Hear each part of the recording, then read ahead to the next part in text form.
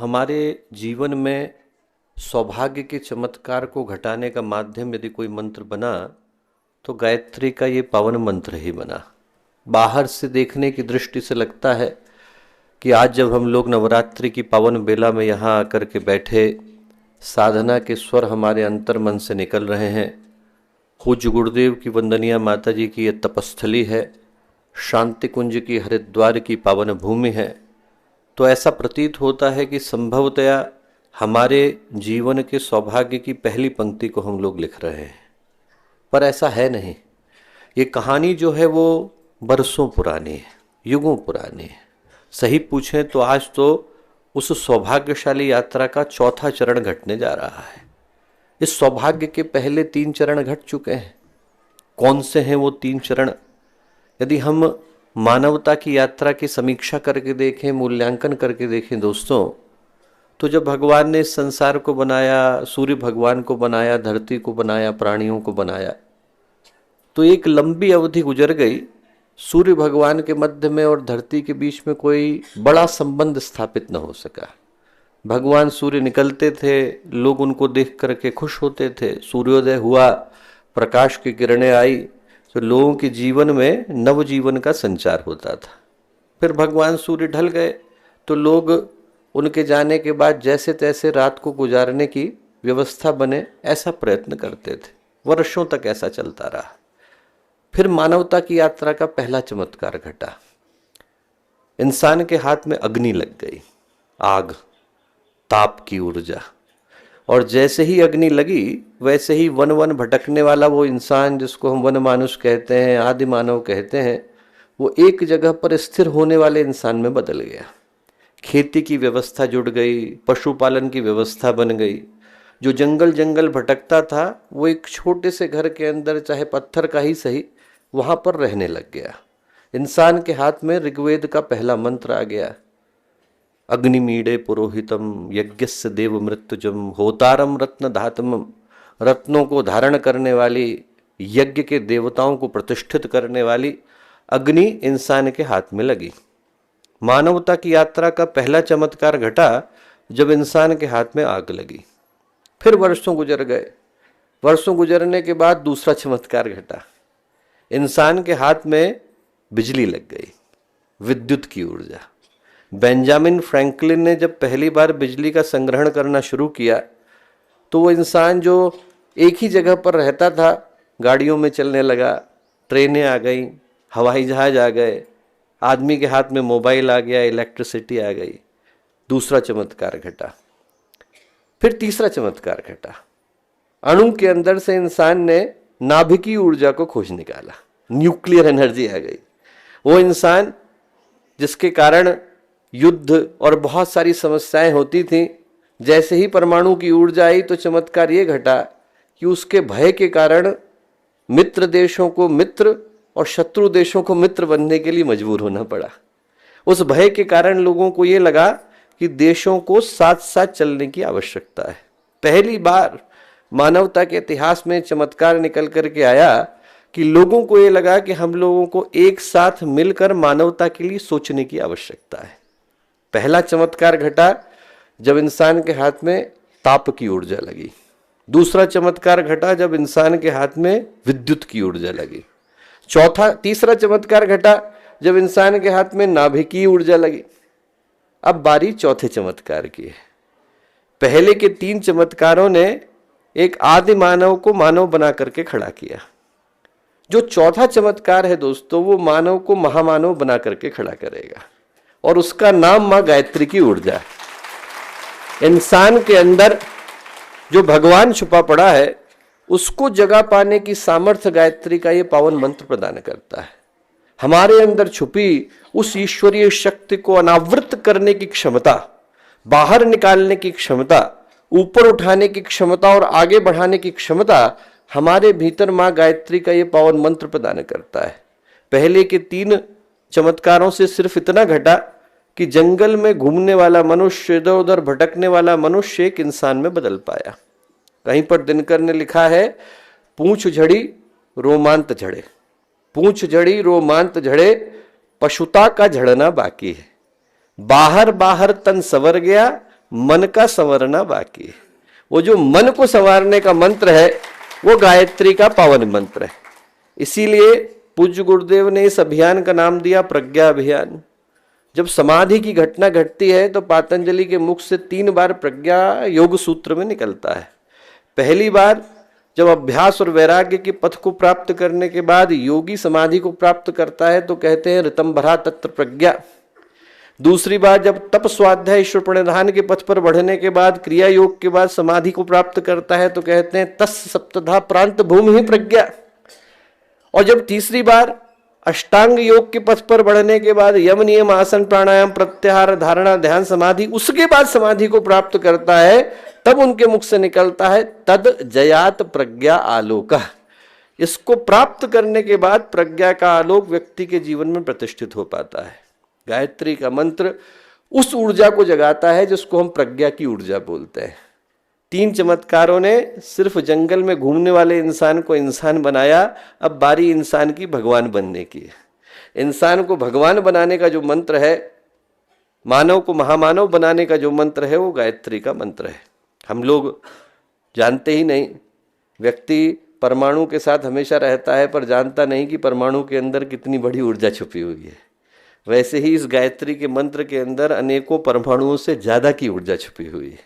वो ऊर्जा जो मानव को महामानव बनाने का काम करती है। और वो बनने के लिए दोस्तों एक ही शर्त काफी है कि इंसान के जीवन में जो दिखाया गया पथ है उसके प्रति अहर्निश निष्ठा विकसित हो। ये जो हरिद्वार का कनखल में रामकृष्ण मिशन का आश्रम है, इसकी घटना बड़ी प्यारी है। घटना क्या है? स्वामी विवेकानंद ने सिर्फ 6 ही लोगों को अपनी ओर से दीक्षा प्रदान करी। उन 6 में से एक स्वामी जी वो थे जिनने रामकृष्ण मिशन कनखल की स्थापना करी, और उसके बाद फिर विवेकानंद ने दीक्षा देने से मना कर दिया था।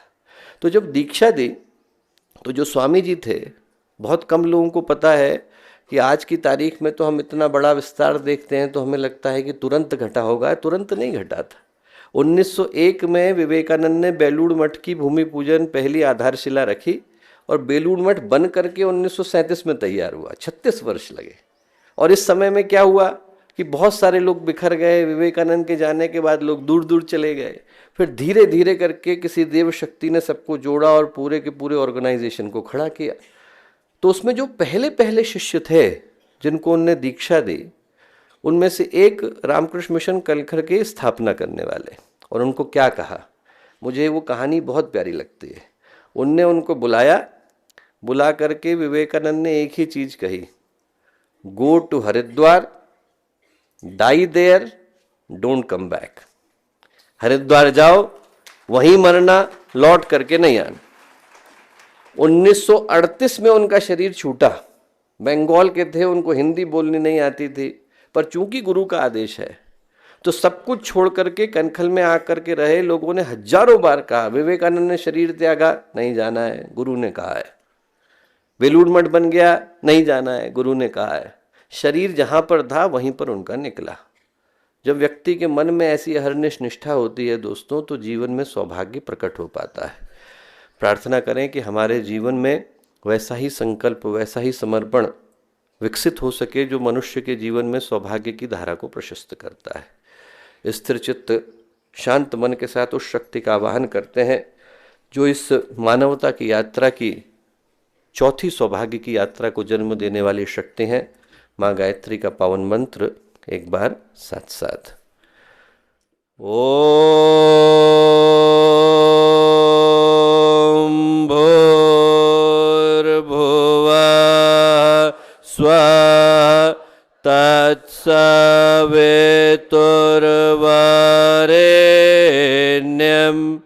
भर्गो देवस्य धीमहि धियो यो नः प्रचोदयात्।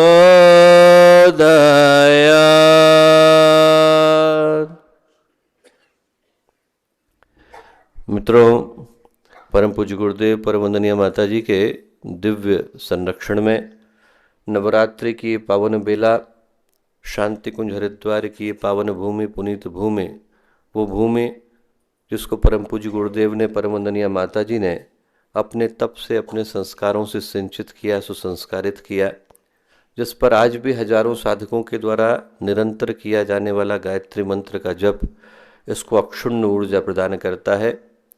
ऐसी पवित्र भूमि पर आज जब हम लोग नवरात्रि के पावन काल में आकर के उपस्थित हुए, तो आज के कार्यक्रम में यहाँ मंच पर उपस्थित सभी सम्मानित कार्यकर्तागण, देश विदेश विभिन्न स्थानों से आए गायत्री परिवार के सभी साधकगण, याजकगण, उपासकगण, भाइयों बहनों, प्यारे मित्रों, आज हम लोगों के जीवन में एक बड़ी ही महत्वपूर्ण सौभाग्य की बेला निकल करके आई है। इस संसार में बड़े बड़े निर्माण होते हैं, पर कितना भी बड़ा निर्माण क्यों न हो, कोई बड़ा आंदोलन शुरू हो, कोई नया अभियान शुरू हो, या फिर किसी विशेष योजना का सूत्रपात किया जाए, उसका परिणाम चाहे कितना भी विशाल, कितना भी विलक्षण, कितना भी अद्भुत क्यों न निकल करके आए, उसकी शुरुआत हमेशा छोटे छोटे नन्हे नन्हे कदमों से ही होती है। पहला कदम तो व्यक्ति को कहीं ना कहीं रखना ही पड़ता है। कोई एवरेस्ट को भी चूम करके आ जाए, पर उसको भी अपनी यात्रा के लिए पहला कदम कहीं ना कहीं तो रखना ही पड़ेगा। कितनी भी गगनचुंबी इमारत क्यों न हो, विशाल बन जाए, भव्य बन जाए, बड़ा आलीशान भवन बन जाए, पर उसकी जो यात्रा है उसकी शुरुआत हमेशा पहली ईंट से होती है। बड़ा सा वृक्ष बन जाए, हजारों प्राणियों का बसेरा बने, न जाने कितनों को वो शाखा दे, प्रशाखा दे, उनके ऊपर छांव दे, उनके निवास का आधार बने, पर तब भी उस वृक्ष की यात्रा की शुरुआत एक छोटे से बीज से होती है। इंसान कितना बड़ा हो जाए, विद्या की दृष्टि से विद्वान बन जाए, धन की दृष्टि से धनवान बन जाए, शरीर की दृष्टि से बलवान बन जाए, अध्यात्म की दृष्टि से महान बन जाए, तब भी उसको अपनी जीवन यात्रा की शुरुआत एक छोटी कोशिका से करनी पड़ती है। इस जीवन में सौभाग्य कितना भी प्रचंड, कितना भी प्रबल क्यों न हो, उसकी शुरुआत हमेशा एक छोटे से नन्हे से कदम से होती है। जीवन में सबसे ज्यादा मूल्य पहले कदम का होता है। यदि पहला कदम व्यक्ति का सही है, संकल्प के साथ है, निष्ठा के साथ है, भाव के साथ है, तो परिणाम उसका निश्चित रूप से विशाल, विलक्षण और अलौकिक निकल करके आता है। आज गायत्री परिवार के फलक को हम लोग देखते हैं तो अपने आप को हतप्रभ पाते हैं। ऐसी कोई जगह नहीं, ऐसा कोई स्थान नहीं, हर जाति में, हर वर्ग में, हर वर्ण में, हर स्थान में, हर भाषा में, हर प्रांत में, देश में, विदेश में, दुनिया के हर कोने में आपको गायत्री परिवार की उपस्थिति किसी न किसी रूप में देखने को मिलती है। शायद ही ऐसा कोई संगठन हो जो हर भाषा के अंदर, हर वर्ग के अंदर, दुनिया के हर कोने के अंदर लगभग एक ही तरह की उपस्थिति को अपनी दृष्टि से प्राप्त कर पाता हो। आज जब हम लोग करोड़ों लोगों में फैले हुए गायत्री परिवार को देखते हैं तो लगता है कि एक अद्भुत चमत्कारिक घटना घटी है। पर यदि पलट करके देखें तो जब इस भवन की पहली ईंट रखी जा रही थी तब वहां पर 4 ही लोग विद्यमान थे। पूज्य गुरुदेव थे, उनकी पूजा की कोठरी थी, अखंड दीपक थे और दादा गुरु विद्यमान थे। 4 लोगों के द्वारा जो यात्रा शुरू हुई उसने देखते देखते इस मत्स्य अवतार का रूप धारण कर लिया। ऋग, यजु, अथर्व और साम जुड़े तो भारत की वैदिक परंपरा आ गई। 4 धाम जुड़े तो भारत की तीर्थ परंपरा आ गई। 4 पुरुषार्थ जुड़े तो भारत की सामाजिक व्यवस्था आ गई और 4 लोग जुड़े तो पूरा का पूरा गायत्री परिवार आ गया। ये जो गायत्री परिवार है वो 4 लोगों के द्वारा लगाई गई पहली ईंट से निकल करके आया। और आज जब हम उस दृष्टि से पूज्य गुरुदेव का, वंदनीय माता जी का, उनके जीवन का समग्र मूल्यांकन करके देखते हैं, कोई बैठे और ये सोच करके देखे, कभी सुबह आप ध्यान से उठे और गुरुदेव के जीवन को निहारें तो आप पाएंगे कि ऐसा लगता है कि गुरुदेव का जीवन एक विशाल वट वृक्ष की तरह से है। इधर जमीन के अंदर जड़ें इतनी गहरी चली गई हैं कि संभवतः पाताल को छूती हो, और ऊपर गुरुदेव उठे हैं तो इतना ऊपर उठ गए हैं कि स्वर्ग को भी अपने आगोश में ले लिया है।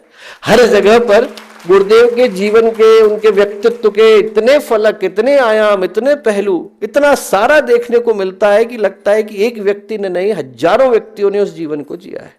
आप औरों के विषय में बताएं तो आपको ये बताना पड़ता है कि उनने क्या किया, वो क्या है। गुरुदेव के विषय में बोले तो ये बताना पड़ता है कि वो क्या नहीं है, क्योंकि गुरुदेव हर कुछ है। साधक भी है, तपस्वी भी है, सिद्ध भी है, सुधारक भी है। गुरुदेव शिष्य भी है, गुरु भी है।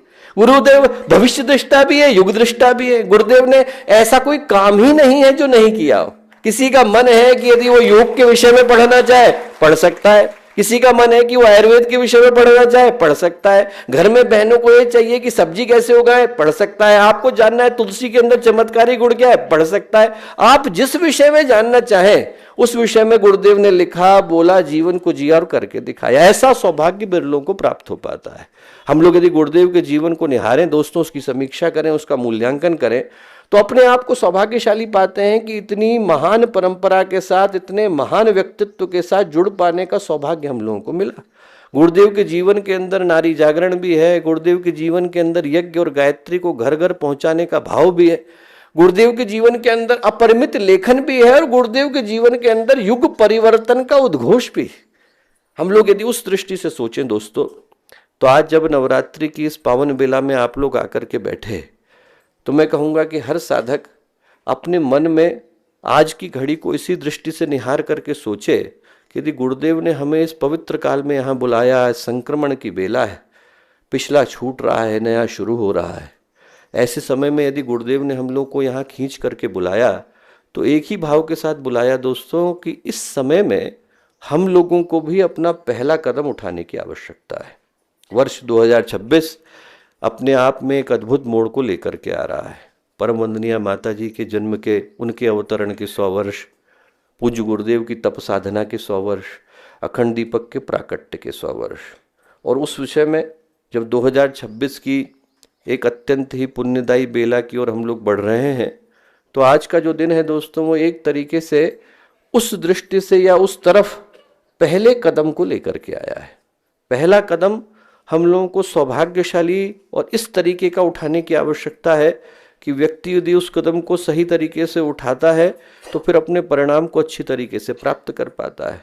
उस दृष्टि से सोच करके देखें तो हर व्यक्ति के लिए, और ऐसा नहीं कि समूह के लिए, हर व्यक्ति के लिए एकाकी दृष्टि से, अकेले दृष्टि से आज की जो घड़ी है वो एक युग परिवर्तन के उद्घोष को लेकर के आई है। याद दिलाती आई है कि हम लोग दिखने की दृष्टि से यहाँ पर नवरात्रि की साधना को करने के लिए आकर के बैठे हैं, पर सही अर्थों में हम लोग यहाँ पर एक महायज्ञ में अपनी अपनी आहुतियाँ देने के लिए आकर के बैठे हैं। बड़ा महायज्ञ चल रहा है। इस देश, इस विश्व, इस समाज, इस सृष्टि, इस समष्टि, सबको बदलने के लिए, सबका परिवर्तन करने के लिए, सबका परिशोधन करने के लिए एक ऐसी व्यवस्था को जन्म दिया जा रहा है जो आज से पहले कभी दी नहीं गई। गाड़ी के अंदर एक छोटी सी चीज़ खराब हो जाए, ब्रेक खराब हो जाए तो व्यक्ति जाकर के ब्रेक को बदलवा लेता है। डायनेमो खराब हो जाए तो डायनेमो को बदलवा लेता है। और यदि इंजन खराब हो जाए तो व्यक्ति को गाड़ी जो है वहाँ पर मिस्त्री के पास थोड़े दिन के लिए छोड़नी पड़ती है। तो आपको यदि एक इंजन बदलना हो तो वो काम एक मिस्त्री करता है, ब्रेक का काम कोई भी छोटा सा व्यक्ति कर देता है। पर यदि देश की पूरी आपको ट्रांसपोर्ट व्यवस्था को बदलना हो तो फिर उसके लिए आपको बड़ा मंत्रालय बिठाना पड़ेगा, आपको बहुत सारे लोग जुटाने पड़ेंगे, ऊपर से लेकर नीचे तक का प्रशिक्षण होगा। अभी तक लेफ्ट हैंड साइड की ड्राइविंग थी, अब राइट हैंड साइड की ड्राइविंग हो गई, तो आपको गाड़ियां नए सिरे से बनानी पड़ेंगी, लोगों को रूल नए सिरे से सिखाना पड़ेगा। वैसा ही परिवर्तन हो रहा है। इंसान जिस दिशा में चला गया है, मानवता जिस दिशा में चली गई है, उस पूरी की पूरी व्यवस्था को बदल करके एक नई व्यवस्था को जन्म देना है। और वो देने के लिए हर उस व्यक्ति को बुलाया गया है दोस्तों जिसके अंदर महान शक्तियाँ, महाकाल, आदि शक्ति माँ गायत्री पुण्य को, तप को, प्रकाश को देख पाते हैं। उस दृष्टि से सोच करके देखें तो जो आज का समय है वो मेरे लिए, आपके लिए, हर उस व्यक्ति के लिए जहाँ तक ये आवाज़ जा रही है, एक आमंत्रण बन करके आया है, एक निमंत्रण बन करके आया है। जहाँ पर गुरुदेव, जहाँ पर माता जी, जहाँ पर आदि शक्ति, जहाँ पर भगवान महाकाल हम लोगों को व्यक्तिगत दृष्टि से याद दिला रहे हैं कि हमें हमारी भूमिका का निर्वहन करने की आवश्यकता है। और भगवान रोज रोज बुलाते नहीं हैं दोस्तों, भगवान तो कभी कभी ही बुलाते हैं। कभी एक युग में एक बार भगवान किसी को आवाज़ लगाते हैं। एक हमारे जानने वाले हैं, इंडस्ट्रियलिस्ट हैं, वो एक बार 8 करोड़ रुपए का नुकसान सहकर, उनकी एक बहुत बड़ी बिजनेस की डीलिंग होने वाली थी और बिजनेस की डीलिंग को पूरा करने के लिए यदि वो वहाँ से छोड़ करके जाते तो उनको 8 करोड़ रुपए का नुकसान होता, जो उनको हुआ। ब्राज़ील गए। क्यों गए? क्योंकि रतन टाटा ने बुलाया था। तो टाटा के बुलाने पर यदि व्यक्ति 8 करोड़ रुपए का नुकसान सहने के लिए तैयार है, तो भगवान के बुलाने पर क्या हम लोग एक जन्म लगाने को तैयार नहीं? आप जरा सोच करके देखो, टाटा ने बुलाया, व्यक्ति 8 करोड़ का नुकसान सहने को तैयार है, तो भगवान बुला रहे हैं, गुरु बुला रहे हैं, हम लोगों को तो ये जन्म लगा ही देने की आवश्यकता है। सोचने की भी आवश्यकता नहीं, ये भी सोचने की आवश्यकता नहीं है कि परिणाम क्या निकल करके आएगा, सिर्फ ये सोचने की आवश्यकता है कि बुलाया किसने। और जो भगवान की आवाज पर अपने जीवन को लगा पाने का साहस रखते हैं दोस्तों, उसका जीवन सौभाग्यशाली बन जाता है। भगवान ने पिछले युग में आवाज लगाई थी, और जब आवाज लगाई तो हर व्यक्ति अपने कान में ईयर प्लग लगा करके बैठ गया। हम तक तो आ नहीं रही साहब, आप थोड़ा जोर से बोलो, हमारी आवाज पीछे तक आवाज नहीं आ रही, आप दोबारा से बोलिए। सबके सब अपने कान में ईयर प्लग लगा करके बैठ गए। एक ने सुनी, ग्वाल बाल ने सुनी, गोवर्धन ने सुनी, वृंदावन ने सुनी, और वो धन्य हो गए दोस्तों। ग्वाल बाल धन्य हो गए, गोवर्धन धन्य हो गया, वृंदावन धन्य हो गया, ब्रज की भूमि धन्य हो गई।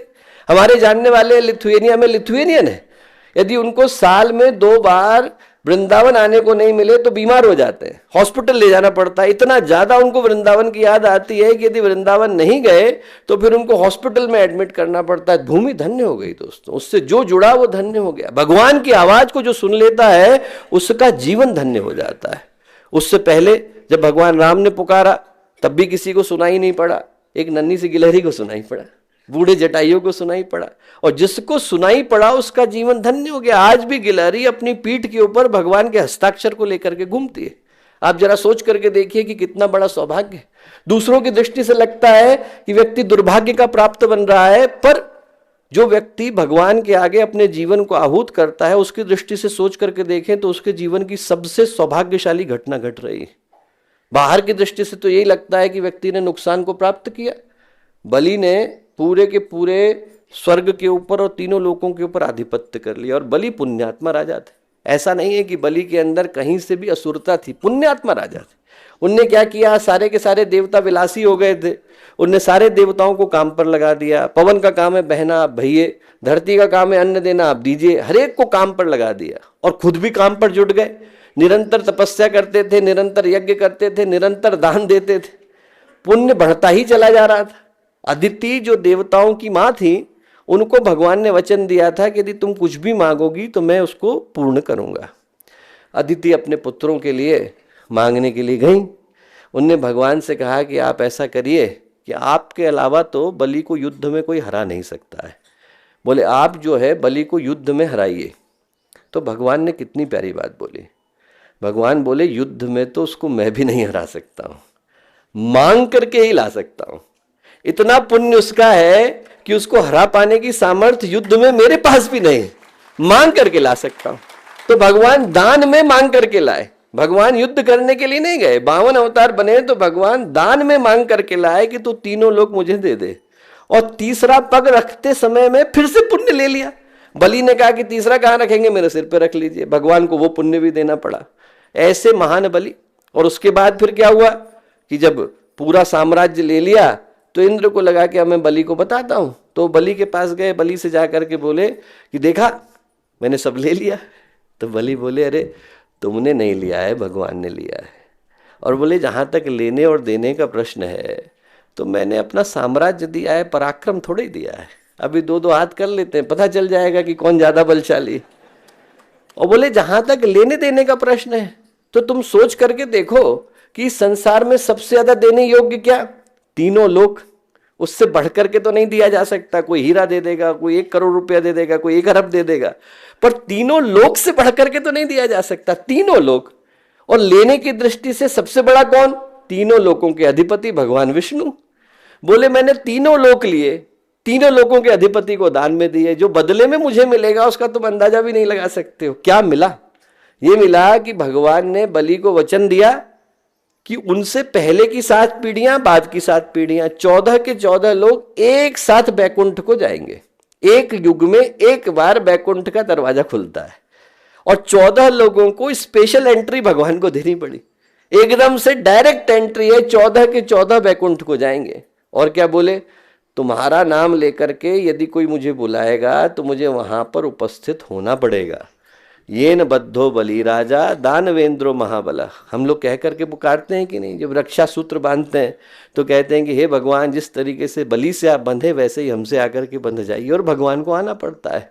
एक व्यक्ति का सौभाग्य हजारों व्यक्तियों को सौभाग्य दे करके गया। बाहर की दृष्टि से लगता है दोस्तों कि जो भगवान की योजना में जुड़ा, जो गुरु की योजना में जुड़ा, जो सत्य की राह पर अड़ा, जो धर्म के मार्ग पर चला, जिसने अपने जीवन को आहूत किया, जिसने अपने जीवन को उत्सर्ग किया, उसने पाया क्या? जो उसने पाया वो अपने भीतर पाया।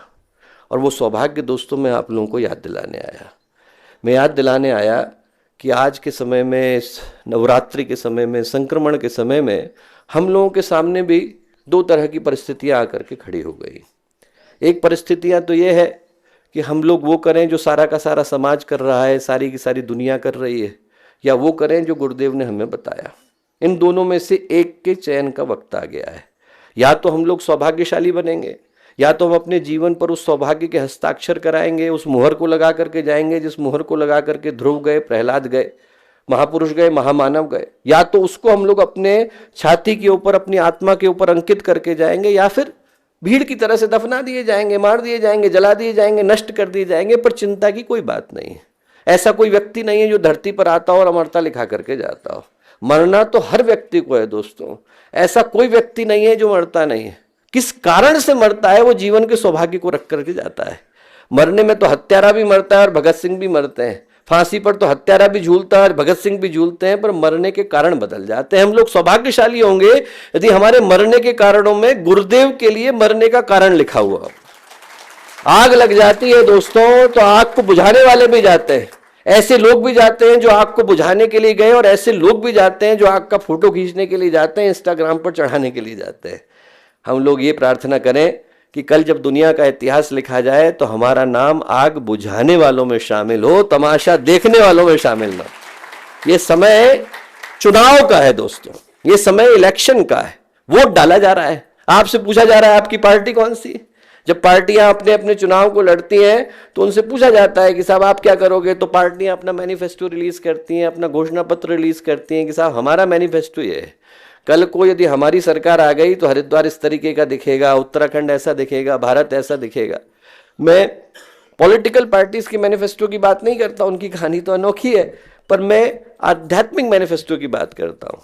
तुर्कमेनिस्तान में क्या हुआ कि एक व्यक्ति था, वो चुनाव के लिए खड़ा हुआ तो उसने अपने मैनिफेस्टो में छापा कि मैं नदी के ऊपर पुल बनाऊंगा।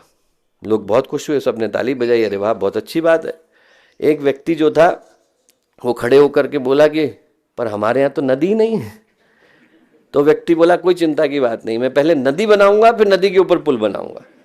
अब मैं वो वाले मैनिफेस्टो की बात नहीं कर रहा दोस्तों जहां पर पहले नदी बनाई जाती है और नदी के बाद पुल बनाया जाता है।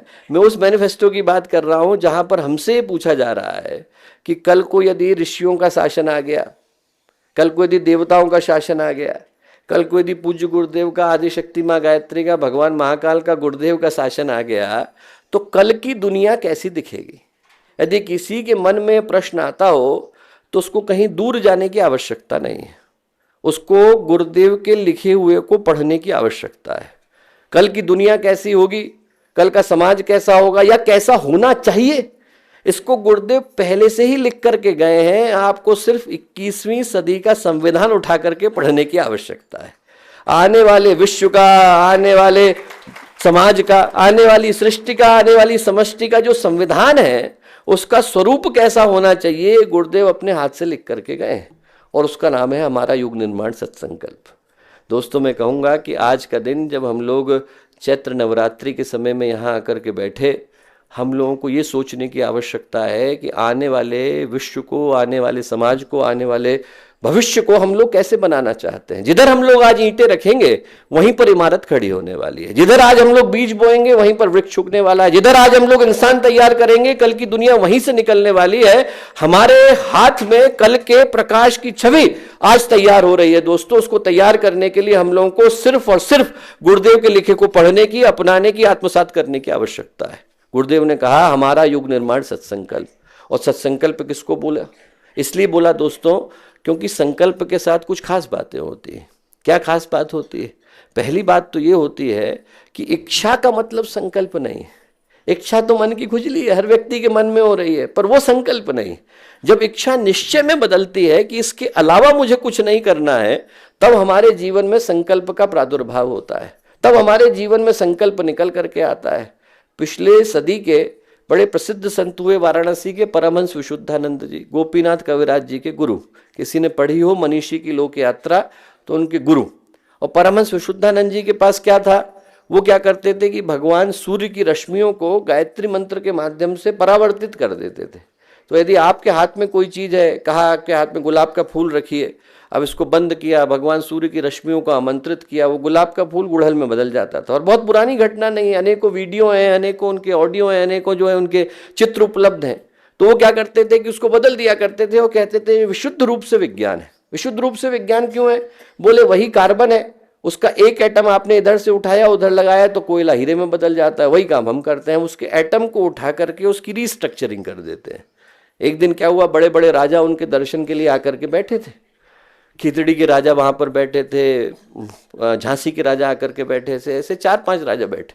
उनमें से एक ने प्रश्न किया। उनने कहा कि साहब ये आप कैसे करते हैं? तो उन्होंने कहा अच्छा अपनी मुट्ठी बंद करो, मुट्ठी बंद करके मन में संकल्प करो कि मुझे इस जगह पर इस चीज की आवश्यकता है। मेरी मुट्ठी के अंदर वो चीज अभी उपस्थित हो जाए।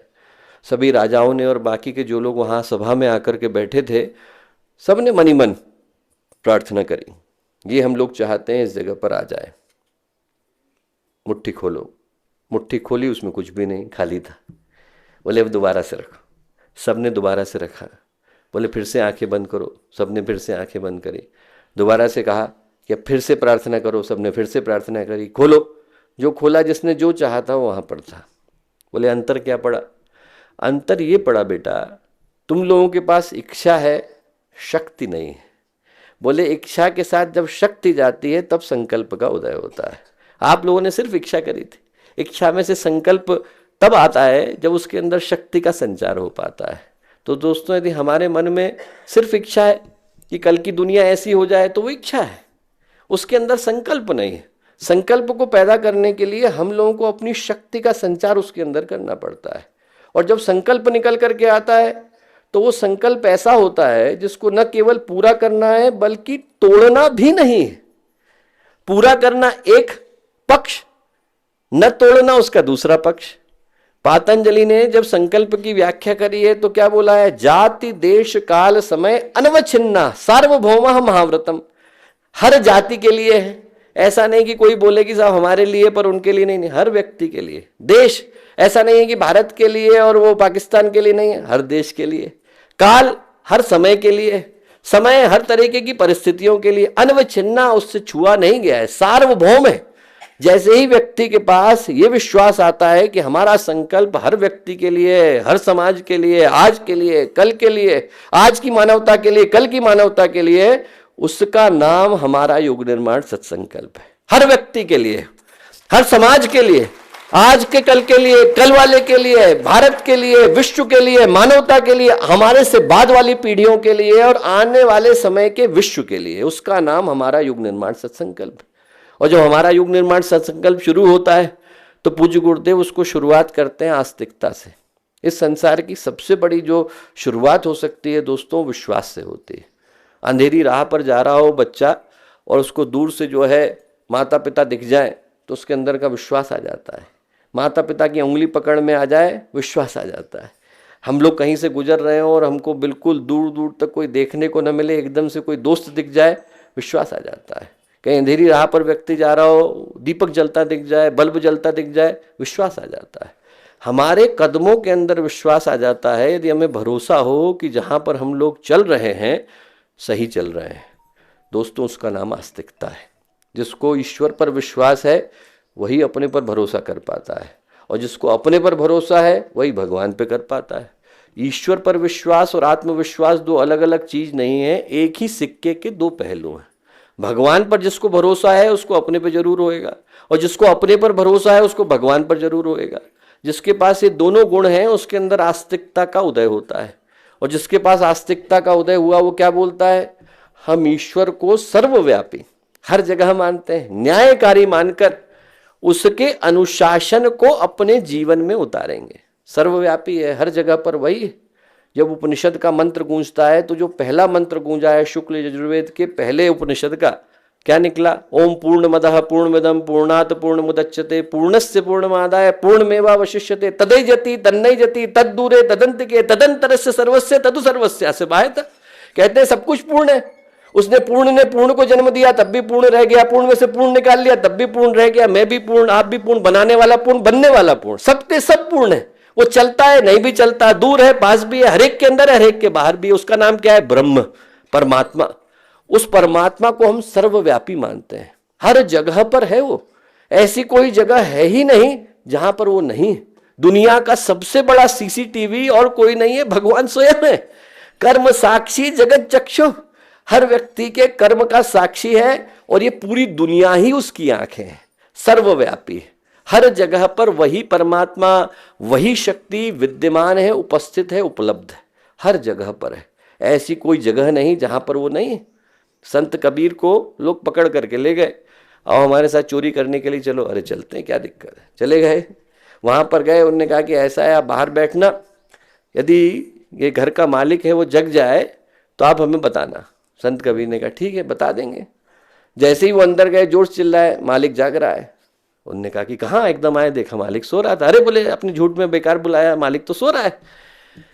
ये मालिक सो रहा है, वो वाला मालिक तो जग रहा है, हर समय में जग रहा है। जिसको ये लगता है कि वो मालिक जग रहा है, उसके माध्यम से खराब कर्म कैसे हो सकता है? खराब कर्म उसी के माध्यम से घटता है दोस्तों, जो एक व्यक्ति से आंखें चुरा करके बैठा है। जो भगवान से आंखें चुरा करके बैठेगा वो कौन होएगा? उसको पता है कि हर जगह पर वही, किसी को दिख रहा है नहीं दिख रहा है, पर उसको तो दिख रहा है। सर्वव्यापी, न्यायकारी मानकर। ऐसा नहीं है कि सिर्फ देखता है, न्याय भी बराबर का करता है। आप अमेरिका में जाएं तो वहां पर यूएस ओपन का जो कोर्ट है उसका नाम है आर्थर एश स्टेडियम। वो जो आर्थर एश कोर्ट है यूएस ओपन का, वो आर्थर एश के नाम पर पड़ा। आर्थर एश ने अपने जीवन में 12-14 ग्रैंड स्लैम जीते। जो टेनिस की सबसे बड़ी प्रतियोगिता होती है वो 12-14 जितने भी जीते, उस समय में वो नंबर 1 पर थे। और उनके जीवन का अंत हुआ जब उनको कैंसर हो गया। तो किसी पत्रकार ने उनसे पूछा, पत्रकार ने कहा कि भाई आपको कभी मन में ऐसा नहीं लगता कि इतने सारे लोग हैं, उनको कैंसर नहीं हुआ, मुझे हो गया, मैं ही क्यों? आर्थर एश ने बड़ा प्यारा उत्तर दिया। उन्होंने कहा कि ऐसा है भैया, इस संसार में 3 लाख लोग टेनिस खेलते होंगे या ज़्यादा खेलते होंगे।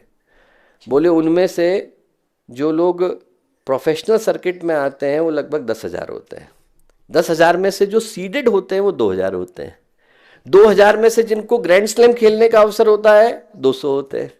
उन 200 में से मैं अकेला था जिसने एक बार नहीं बल्कि 12 या 14 बार ग्रैंड स्लैम को जीता। जब जीत रहा था तब नहीं कहा कि मैं अकेला क्यों। तो अब जीवन में कैंसर आ गया तो ये कहने वाला मैं कौन होता हूं कि मैं अकेला क्यों। जैसे ही व्यक्ति को विश्वास होता है तो उसको ये विश्वास आता है दोस्तों कि वो परमात्मा न्यायकारी है।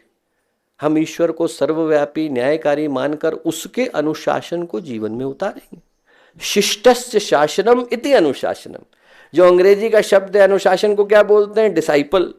और जो डिसाइपल शब्द है डिसिप्लिन, डिसिप्लिन से डिसाइपल निकल करके आया। जिसके जीवन में अनुशासन है वही शिष्य हो सकता है। जिसके जीवन में अनुशासन ही नहीं है वो शिष्य कैसे बनेगा? तो अपने जीवन में गुरु के, भगवान के, ईश्वर के अनुशासन को धारण करना, गुरुदेव ने कहा सबसे पहली शर्त है। पहली शर्त ही है कि व्यक्ति ईश्वर को सर्वव्यापी माने, न्यायकारी माने, और ये माने हर जगह पर उसकी अनुशासन की व्यवस्था चल रही है। और जब आपने मान लिया तो आप सबसे पहला काम क्या करेंगे? आप उस गिफ्ट की रक्षा करेंगे जो ऊपर वाले ने दिया है। हमको यदि कोई गिफ्ट दे दे और कहे कि साहब आपको बड़े आदर सम्मान के साथ दिया, या हम किसी को दे दें और वो कहे नहीं आपने दिया है, बहुत अच्छे से ध्यान रखेंगे, और घर में गए और देखा कूड़े में डला हुआ है, तो आदमी को कैसा लगेगा? उसे लगेगा कि अरे इतने भाव से दिया था, इतना अच्छा गिफ्ट दिया और इन्होंने कूड़े के अंदर डाल दिया है। वैसे ही भगवान ने दोस्तों हमको गिफ्ट दे करके भेजा, शरीर दिया, मन दिया। अब हमारे ऊपर है कि हम उसका ध्यान कैसे रखते हैं। भगवान का दिया हुआ गिफ्ट है। शरीर माध्यम खलु धर्म साधनम। जितना भी धर्म करना है उसका आधार तो ये शरीर ही है। और व्यक्ति क्या करता है कि जो शरीर मिला और जो मन मिला, जो भगवान का दिया हुआ गिफ्ट है, उसको गिफ्ट की तरह से रक्षा नहीं कर पाता। ये भूल ही जाता है कि भगवान का दिया हुआ है, भगवान का मंदिर है। जो खाना नहीं है वो खाएगा, जो बोलना नहीं है वो बोलेगा, जिधर जाना नहीं है उधर जाएगा, जिस समय में सोना नहीं था तब सोएगा, जिस समय में उठना नहीं था तब उठेगा। जब संयम चला गया है तो बीमारियां तो वहां पर आती। किसी जगह पर नाली के अंदर यदि कूड़ा करकट आकर के एकत्रित हो जाए तो कोई मक्खी मच्छरों को आमंत्रण पत्र देने के लिए थोड़ी जाता है कि अरे साहब वहाँ आइए, हमारे यहाँ दुनिया की सबसे अच्छी नाली है, सबसे ज़्यादा बदबू उसी में होती है, आप आएंगे तो हम लोगों को बड़ा अच्छा लगेगा। 4 बजे के बाद एक बार आप वहाँ इकट्ठे होकर के देखिए, आपको बड़ा आनंद आएगा। अन्य जगहों के मक्खी मच्छर भी वहीं आते हैं। ऐसा आप किसी को लिख के थोड़ी भेजते हैं। बदबू आई, मक्खी मच्छर अपने आप आते हैं। व्यक्ति के मन में दुर्भावनाएं आई, कुविचार आए तो अपने आप ही शरीर और मन नष्ट होने लग जाते हैं। गुरुदेव ने कहा कि जैसे ही शरीर और मन खराब होने शुरू हुए, वहां पर रोग शोक पतन अपने आप बिना बुलाए आते हैं। लाश पड़ी हुई हो तो उसको देख करके गिद्ध मीलों दूर से आ जाते हैं। मन खराब हो रहा हो, शरीर खराब हो रहा हो तो दुर्विचार दुर्भावनाएं अपने आप आ जाते हैं। तो गुरुदेव ने कहा कि उनका ध्यान रखना दूसरी व्यवस्था। हम लोगों को सबसे पहले तो ये ध्यान रखना है कि भगवान, उनका अनुशासन, फिर ध्यान रखना है कि उनने हमें गिफ्ट दिए, शरीर दिया, मन दिया, शरीर को भगवान का मंदिर समझकर आत्म संयम निमित्त द्वारा आरोग्य की रक्षा करेंगे। मन को कुविचारों दुर्भावनाओं से बचाए रखने के लिए स्वाध्याय और सत्संग की व्यवस्था रखे रहेंगे। जो ऊर्जा जन्म हो गई है उसके लिए संयम को धारण करेंगे। इंद्रिय संयम, समय संयम, अर्थ संयम, विचार संयम का सतत अभ्यास करेंगे। 2 ही जगह से बीमारियां आती हैं, या तो हमारे मन से आती है, या तो थॉट से आती है, कंपनी से आती है, या तो विचार से आई या संगत से आई। 2 जगह से यदि व्यक्ति ने दरवाजा रोक दिया है, उन जगहों पे रोक दिया है जहां पर संगत खराब है और उन जगहों पे रोक दिया है जहां पर विचार खराब है। स्वाध्याय का मतलब है मोक्ष शास्त्र अध्ययनम। हर कुछ पढ़ना नहीं, उसको पढ़ना जिसको पढ़ने से व्यक्ति आवागमन के चक्र से मुक्त होता है, वो स्वाध्याय। ऐसी किताबें पढ़ना, गुरुदेव की लिखी हुई ऐसी किताबें पढ़ना जो मन में अच्छी भावनाओं को, अच्छे विचारों को, अच्छे सत्संग को जन्म देती हैं। और सत्संग व्यक्ति के जीवन को बदल करके जाता है। गुरुदेव ने प्रज्ञा पुराण में एक बड़ी प्यारी कहानी लिखी है कि एक जगह पर देवर्षि नारद ने जाकर के भगवान विष्णु से पूछा। उनने पूछा कि एक बात बताइए कि ये सत्संग की इतनी महत्ता कही गई है, कैसे है? भगवान विष्णु ने कहा एक काम करो, उस गांव में जाओ, वहां पर जो है एक सांप रहता है, सांप से जाकर के पूछो। बोले सांप से पूछे? बोले हाँ सांप से पूछे।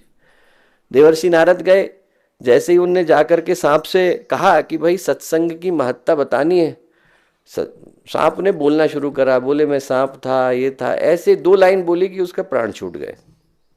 वापस गए भगवान विष्णु के पास। जैसे ही भगवान विष्णु के पास गए, उनने कहा अब कहाँ जाऊं? उनने कहा उस जगह पर एक तोता रहता है, तोते के पास जाकर के पूछिए। बोले अभी सांप के पास भेजा था, अब तोते के पास भेज रहे हैं। तोते के पास गए, तोते के पास जैसे ही पहुंचे तो तोते ने जैसे ही पहली बात बोली, तोते के भी प्राण चले गए। क्या हो रहा है? वापस गए भगवान के पास, भगवान से जाकर के कहा कि अब कहाँ जाऊं? आपने 2 लोगों के पास भेजा, दोनों जो है कुछ बोले, उससे पहले उनके प्राण चले गए। अब कहाँ जाऊं? बोले उस राजा के यहाँ एक लड़का पैदा हुआ है, वहां जाकर के देखो।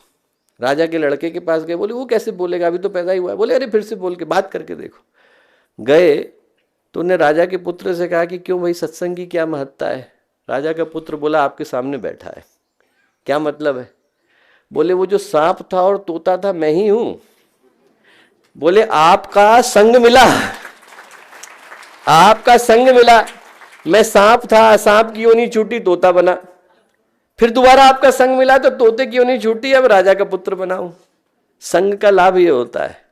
थोड़ी देर के लिए संग का लाभ मिला तो सांप जो है तोते में, तोता राजा के पुत्र में बदला। हमको गुरुदेव के साहित्य का संग मिलेगा तो कहां जाएंगे? दोस्तों हमें सोचने की आवश्यकता है कि वो जो गुरुदेव का साहित्य है वो हमारे जीवन को सदा बदलने के लिए आया, आत्मसात करने के लिए आया। समय का अभाव है और सारे सत्संकल्प के सूत्रों पर बोल पाना संभव नहीं, पर मैं ये कहूँगा दोस्तों कि उस सत्संकल्प को हमें नवयुग के संविधान की तरह पढ़ने की आवश्यकता है। यही प्रार्थना करूँगा कि हर व्यक्ति सत्संकल्प को लेकर के जाए, जेब के अंदर धारण कर ले। हमारा परिचय पत्र हमारा सत्संकल्प है। कोई पूछे गायत्री परिवार का कौन है? जिसके पास सत्संकल्प है। कोई पूछे गायत्री परिवार का भविष्य क्या है? जिसके पास सत्संकल्प है। कोई पूछे मानवता का भविष्य क्या है? जिसके पास सत्संकल्प है। कोई पूछे 21वीं सदी का संविधान क्या है? सत्संकल्प है। कोई पूछे आने वाले समय की समस्याओं का समाधान क्या है? सत्संकल्प है। सारी चीजों के लिए गुरुदेव ने एक साधे सबसदे सत्संकल्प के अंदर सब कुछ दे दिया है। शरीर की रक्षा, मन की रक्षा, कुविचारों से रक्षा, स्वाध्याय, सत्संग, इंद्रिय संयम, समय संयम, समझदारी, ईमानदारी, जिम्मेदारी, बहादुरी, अनीति की सफलता को त्याग देंगे, नीति को धारण करेंगे, दूसरों के साथ वो व्यवहार नहीं करेंगे, अपने लिए पसंद नहीं, समाजनिष्ठ बनेंगे, मर्यादाओं को पालेंगे, वर्जनाओं से बचेंगे, नागरिक कर्तव्यों का पालन करेंगे। ऐसी कोई चीज छूटी ही नहीं है उसके अंदर जिसको अपनाने से समाज अच्छा नहीं बनता है। और सब कुछ कहने के बाद गुरुदेव ने क्या कहा है? हम बदलेंगे, युग बदलेगा, हम सुधरेंगे, युग सुधरेगा। इस तथ्य पर हमारा परिपूर्ण विश्वास है। पढ़ेंगे और अपनाएंगे और दूसरों को चलने के लिए प्रेरित करेंगे। मैं कहूंगा दोस्तों, हम लोग मानवता का संविधान अपने हाथ में लेकर के घूम रहे हैं। दुनिया का सबसे ज्यादा प्रसिद्ध कॉन्स्टिट्यूशन अमेरिका का है और 4 लाइनों में लिखा गया है। यदि आप देखो, फाउंडिंग फादर्स ने 4 लाइनें लिखी और बाद में बढ़ता चला गया। गुरुदेव ने 18 लाइनों के अंदर 18 महापुराणों को और मानवता के भविष्य को समेट करके रख दिया है। हम लोग सौभाग्यशाली है कि हमारे हाथ में सत्संकल्प आया है। मैं कहूंगा कि पहला काम हर व्यक्ति अपने पास धारण करे। अपने घर में नित्य प्रति पढ़ने का नियम बनाए। 30 सेकंड से ज्यादा नहीं लगते हैं। बच्चे सुबह जाते हैं, शाम को जाते हैं। हर व्यक्ति को नियम बनाना चाहिए कि हम लोग मिल करके एक साथ सत्संकल्प का पाठ करेंगे। कोई केंद्र हो, शक्तिपीठ हो, प्रज्ञापीठ हो, चरण पीठ हो, वहां पर हमें रोज इसको पढ़ने की आवश्यकता है। रोज लोगों को प्रेरित करने की आवश्यकता है। और क्या करने की आवश्यकता है? मैं कहता हूं आप लोग निकल जाइए दोस्तों। कहीं शादी हो रही है, पहुंच जाइए। वर वधू और कुछ बोले उससे पहले उनको सत्संकल्प बोलने की आवश्यकता है। कहीं पर स्कूल चल रहा है, कॉलेज चल रहा है, पहुंच जाइए। बच्चे प्रार्थना बोले उससे पहले उनको सत्संकल्प बोलने की आवश्यकता है। आप उनसे कहिए कि साहब, जितना समय आपको चाय पीने में लगता है उससे कम समय में हम आपको आपका भविष्य बदलने का सूत्र और मंत्र देने के लिए आए। चाय भी पिएंगे, उससे कम समय में सत्संकल्प पूरा हो जाएगा। आपको हमारे साथ दोहराने की आवश्यकता है। और कुछ नहीं कर रहे। हम यहाँ उद्बोधन नहीं देंगे, हम यहाँ प्रवचन नहीं देंगे, हम यहाँ लेक्चर नहीं देंगे, हम आपका कोई समय नहीं लेंगे। हम सिर्फ एक ही चीज करेंगे, हम आएंगे, आपके मध्य में सत्संकल्प को बोलेंगे, आपको हमारे साथ दोहराना है। मैं कहूंगा जितने लोग हैं वो अपनी अपनी भाषाओं में यदि अनुवाद न हुआ हो तो अवश्य करा लें। जिस भाषा में छूट गया हो उस भाषा में करा करके उसे देने की आवश्यकता है। यदि हम लोग 2026 की ओर बढ़ रहे हैं दोस्तों, तो हमारा पहला कदम मजबूत होना चाहिए। और हमारा जो पहला कदम है वो मूल्य का होना चाहिए। हमारा पहला कदम सौभाग्य का होना चाहिए। और हमारा पहला कदम सत्संकल्प का कदम है। हमारा कदम गुरुदेव के द्वारा लिखे गए संविधान का कदम है। हमारा कदम मानवता के भविष्य का कदम है। हमें वो लेकर के आगे बढ़ने की आवश्यकता है और इस विश्वास के साथ लेके आने की आवश्यकता है। कहीं कोई आयोजन चल रहा हो, सत्यनारायण की व्रत कथा हो रही हो, पहुंच जाइए। भागवत कथा हो रही हो, पहुंच जाइए। कोई बोल रहे हो, पहुंच जाइए। उनसे कहिए कि साहब, हम लोग गायत्री परिवार से आए हैं। यदि इसकी एक भी बात से आपको विरोध हो तो दोबारा नहीं आएंगे। हम जो बातें बोल रहे हैं, आपको लगता है कि ये बातें ऐसी हैं जो कल के समाज में होनी चाहिए, मानवता में होनी चाहिए, संस्कृति में होनी चाहिए, कल नहीं आएंगे। नर और नारी पवित्र दृष्टि रखेंगे, आपको विरोध है? आप मत आइए। आप जरा सोच के देखिए, उसमें ऐसी क्या बात है जिसको अपनाने से कोई भी व्यक्ति मना कर सकता है? हर व्यक्ति के भविष्य का निर्माता वो सत्संकल्प है। उसे अपनाने की, आगे बढ़ाने की, हर घर तक ले जाने की आवश्यकता है। अब चूंकि शुरुआत ही करनी है दोस्तों, तो मैं कहूंगा हम ही लोगों से शुरुआत करते हैं। यदि हर व्यक्ति अपनी जगह पर खड़ा हो जाए और हम लोग आज सत्संकल्प के पाठ से ही इस बात को शुरू करते हैं। आज के कार्यक्रम का अंत हम लोग सामूहिक सत्संकल्प के पाठ से ही करेंगे। तो हर व्यक्ति से विनम्र निवेदन है कि सब अपनी अपनी जगह पर खड़े हो जाएं और हम लोग सत्संकल्प का पाठ ही साथ साथ करते हैं। हम लोग यहाँ से बोलेंगे, आप लोगों को दोहराना है।